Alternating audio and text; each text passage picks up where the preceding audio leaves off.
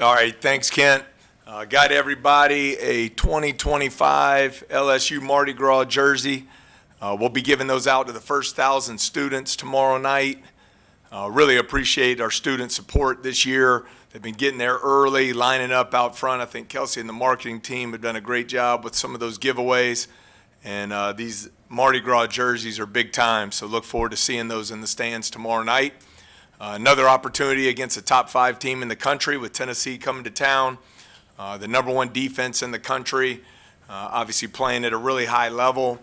Chaz Lanier leads them in scoring. He's made 94 threes on the season, shooting the ball exceptionally well. I think they have 2 of the best defenders in the country, and Ziegler and Meshack, and then Akpara's rim protection has just been phenomenal. So a really physical and tough team on both ends of the floor, and a great opportunity for us tomorrow night here in the PMAC.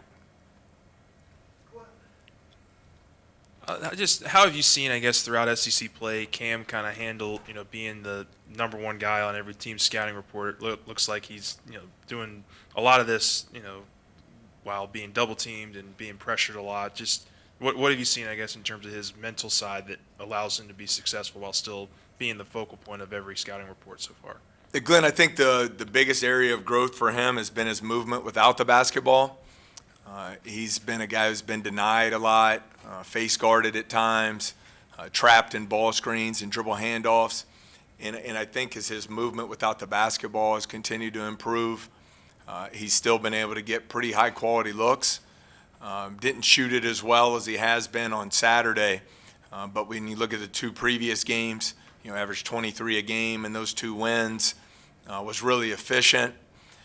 Came off stagger screens and made threes. I thought he had a couple back cuts and got to the rim and finished plays. So I think it's a combination of multiple things, but the movement without the basketball on Cam's behalf, improved screening from his teammates, and then better job in that stretch over the last probably 5 to 6 games of taking care of the basketball and getting higher quality shots on goal. Just a couple. I saw you got Corey some minutes this past game. How's he and Derek doing? Any chance you can get them back? And then maybe just the growth in Robert's game over the last month or so. Yeah, Derek's back now. He missed the Oklahoma game with the illness and missed a couple days there, but he's back full go. Corey missed that game with the back injury. He's back full go. So both will be available tomorrow. Rob Miller, I think is just a credit, to the old term that everyone throws around, the process, just coming in every day and working to get better. I think you see his confidence really growing. He's been a really good defensive player for us all season long. Ability to protect the rim. He fixes a lot of problems, very smart on that end of the floor.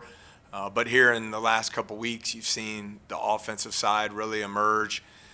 Very skilled. He's good in ball screen offense because he can roll all the way to the rim and finish. He's also really good in that mid-range on what we would call the short roll.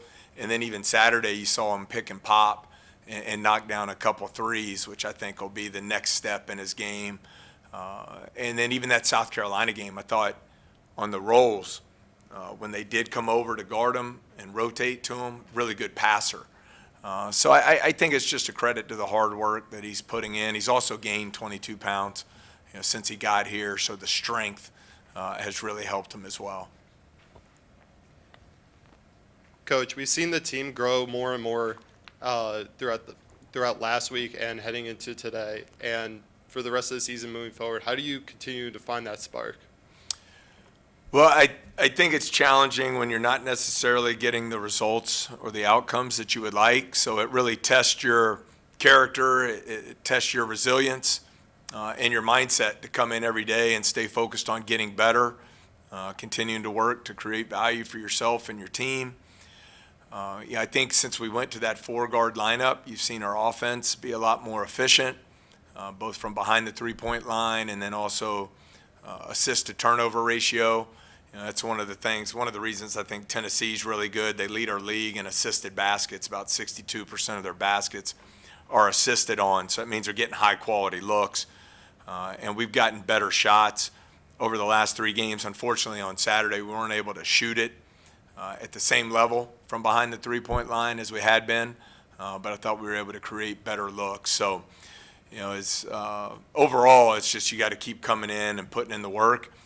You have to invest the time in your individual game in the early mornings and late at night, so you can keep getting better as we go down the home stretch here. You obviously have a lot to coach for and play for this year, but when you look at a guy like Robert Miller, you look a piece of the future. Hey, as we're building this program moving forward, those are the kind of guys. Sometimes you get a guy for a year and he's gone, but maybe in this case, those are the kind of guys that can lead you into the future. Well, I think when you look across the league has been very successful in the transfer portal. The league has been very successful in recruiting the best high school players in the country. But when you look at the top of the league, there's a level of continuity within those rosters. Starting with Tennessee tomorrow night, Ziegler and Meshack, been there forever, have won a lot of games, get better every year when they come back, provide leadership, help instill the culture to the next group that comes in. So I think it's critical. I thought Rob and Curtis Givens played really well on Saturday. I think both continue to get better and better, and that's what, again, hindsight, always 20/20, but that's what you miss when Jalen Reed goes out with the injury. A guy had been in the program 3 years, had gotten better every year, and is able to help in the locker room in addition to what he does on the court. And so we expect Rob, to continue in that development. Been really proud of the hard work he's put in and how he's gotten better every week as SEC plays gone along. Another freshman, Victorious Miller, I asked him about sort of just him adapting to his freshman year. And he talked about how he had to adjust to not playing, not knowing too much about when he would come in, having the struggles of SEC play early on, and now being trusted in the starting lineup. I guess, how do you think he was able to get through these little roadblocks and get the trust of you? Well, I think for the majority of freshmen in this league, the physicality is a shock from day one. And it takes some time to get adjusted to, especially in this era where you have 23-year-olds out here still playing here in the final year of the COVID bonus year. So I think that physicality and it's not just on the offense or defense, both ends of the floor. And the screening, the rebounding, the rim protection at the rim, the shot blocking at the rim in this league is obviously the best in the country. So it takes some time. I think he's shown that he's a threat to score. We got to be a lot more efficient from the floor, but he's a guy who's shown he can score it at all 3 levels, from behind the three-point line, also in the mid-range, has a really high percentage from 2 on the season. Yeah, Coach, you mentioned Lanier, obviously a volume scorer, just had 30. Just how do they generate looks for him, and what are the challenges with guarding him? Well, I think they're one of the best screening teams in the country. Akbar does a great job. He changes the angles on the screen, and he hits you. And constant movement by Lanier without the basketball. The one thing when you watch his film, he doesn't need much time or space to get a shot off. So he really quick release. He's made 94 on the year now, at a really high clip. Occasionally off ball screens, occasionally off the dribble. We'll raise up and shoot it. But I think a lot of it's his movement without the basketball and the great job they do of screening. And then you have a guy like Ziegler, who leads the country or is near the top in assists, really has great understanding of the offense and where to get him the ball on time and on target. You grew up as a Tennessee fan, right, as a kid? Well, I grew up about 20 minutes from Knoxville. So I grew up there. I always like to tell the story. I was 11 years old. My dad took me to watch LSU play Tennessee in Knoxville. Chris Jackson scored 49 points in the game. Coach Brown led the Tigers to victory. Really became an LSU fan at that moment. And Chris Jackson, now Mahmoud Abdul-Rauf, was my favorite player growing up as a kid. So always have very fond memories of those shootouts watching LSU back in the late 80s, early 90s. You guys had 12 points in the second half, or 12 bench points in the second half of Saturday's game. What kind of support are you guys looking for from your bench players, especially tomorrow against Tennessee? Yeah, I thought in the first half Saturday we were only 38% from the floor, but we really guarded on the defensive end, and then we hit 6 threes. So it was able to make up for, the 38% number. In the second half, we only go 3 of 15 from 3 in a game where we were going to need to make 12 or 14 to win. And, but I thought Mike Williams off the bench goes 3 of 6 from 3. He gave us a huge lift there. Rob Miller, 19 points, 10 rebounds. So we're counting on those guys to continue to give us that production. But in that second half, we just weren't able to score the ball effectively enough. We missed a layup that would have made it 63-61 late, and then they hit us with a 16-6 run to finish the game. Any press conference that mentions Chris Jackson's a good one. So, Mahmoud. Oh, unbelievable. 30 points a game for 2 years here. I always tell people, my kids, he was Steph Curry before Steph Curry. The way he shot the ball off the dribble, and I just loved watching him play growing up. I remember the game you were talking about. You met him, didn't you, when he came here? Yes, we did a clinic Yeah. down at the Sports Academy in August when I first got here, and that was really special for me. I've always admired him as a player, and to get to do a clinic with him was really a great experience. So was Ronnie Henderson, some other former LSU greats were there, the Temple family. Just such great tradition and history here. You kind of mentioned it, the dual nature of that 4-guard lineup that you have. As a coach, how much do you talk to the guys about that? Like, we're going to have to make these shots. They're going to have to take it out of the basket, like, in order for this thing to work. And everybody wants to win the game, but I also understand you need to figure out, like, what this team's capable of, too. Yeah, it's challenging. You're looking at going into that Florida game and what gives you the best opportunity to find a way to win. We're not going to out-rebound Florida. They're number 1 in the country there. So we knew we had to execute on the offensive end, rebound by committee, and try and keep that close.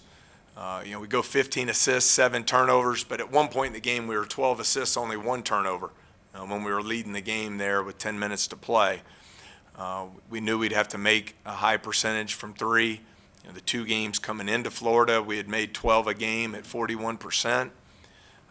So you're kind of just trying to figure it out. Obviously, we got annihilated in the paint. They were plus 20 in the paint, and some of that was offensive rebounding.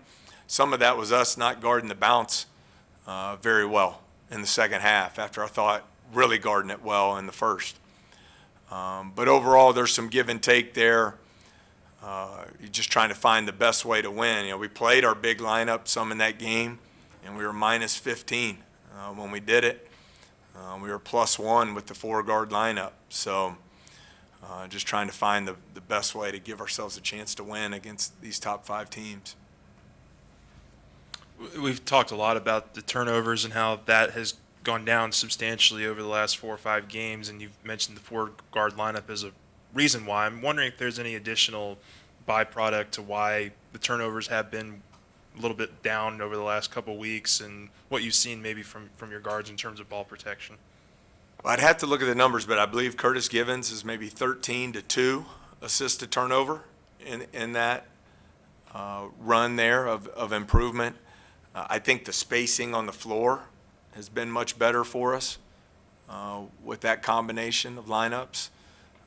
And then we've shot the ball better from 3, whether that's because it's 4 guards, because the floor is spaced, because we're getting higher quality shots. It's opened up and given us a chance on the offensive end of the floor. So I think we're right around 9 turnovers a game after the last 5 to 6, after being around 13.5. So just trying to eliminate those empty possessions where not only do you turn it over, but now you're at a huge disadvantage in transition against these elite open floor teams. Do you wish you had gone to the 4-guard lineup earlier in SEC play? It's a good question. Hard to say. We played it some in the non-conference. The size and physicality of the league, and you think you got to be big enough to match up on the glass. Hindsight's always 20/20. You can go back and look at it, but at Alabama, number 2 in the country on the road, we played the big lineup. At times we played 3 bigs in that lineup, and it's a tie game with 5 minutes to go. Corey Chess had 18 rebounds in the game, and you had a chance. So I think just trying to mix and match it some is probably the best way for us, and it's matchup dependent on which game you have a better chance to win with 4 guards, which game it's got to be the big lineup. What did your year as a GA at Tennessee, what did that mean to you as a coach and to be at Tennessee at that point? Well, it was a great experience for me because I got to work under my college coach, Buzz Peterson, who I played for at Appalachian State. After my senior year, he took the Tulsa job. I stayed at Appalachian State as an assistant coach. And then he won the NIT that year at Tulsa and took the Tennessee job. And I got to go spend a year with him there as a GA. It was a great experience, for a lot of reasons. One, working for my college coach and continuing to learn under him on the coaching side of things. 2, being right there close to my family and get to spend a year with them. And then 3, growing up in SEC country, really my first exposure to coaching in the SEC, and it was really a great learning experience for me early in my career. You mentioned the job that marketing has done this year, and there have been a number of promotions, but there's also reportedly now from a couple of different sources a bigger financial commitment to your roster building. I guess, have you seen any kind of impact since that news has been out there that has let you gain a little bit even more traction? Are you feeling a little bit more comfortable, I guess, about the investment in the team itself and not just maybe the atmosphere? Yeah, I really hadn't focused on that. Our whole attention right now is this team. How do we finish strong? How do we keep getting better? How do we keep developing our young players? I think when you get to the off season, certainly, I love the freshman class that we have coming in that we were able to sign in November. Really excited about the return of Jalen Reed from his injury. And then, as we all know, in this new era of college sports, you have to have great success in the transfer portal. So we'll be very locked in there after the season. But right now the focus has to be on getting our team better and continue to develop our players and try and find ways to win games here down the stretch. I think I know a little bit of your answer here, but just for fans that may not want to get a check in, what's the goal for the rest of the season, and has there been any thought about NIT or anything like that? Now we've really just approached this every game as a 1-game season and just stay focused on getting our team better. I think you and I have talked about this. It's easy to be discouraged when you're not winning the number of games you would like.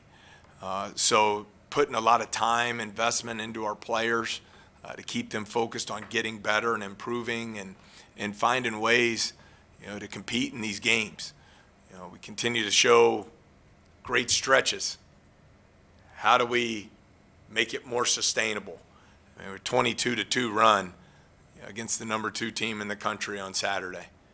That means there was good basketball being played on both ends of the floor. How do we sustain that level of play for longer periods of time? And so, really that's where the focus has to continue to be, not just for myself, but our coaching staff and our players, just preparing for Tennessee tomorrow.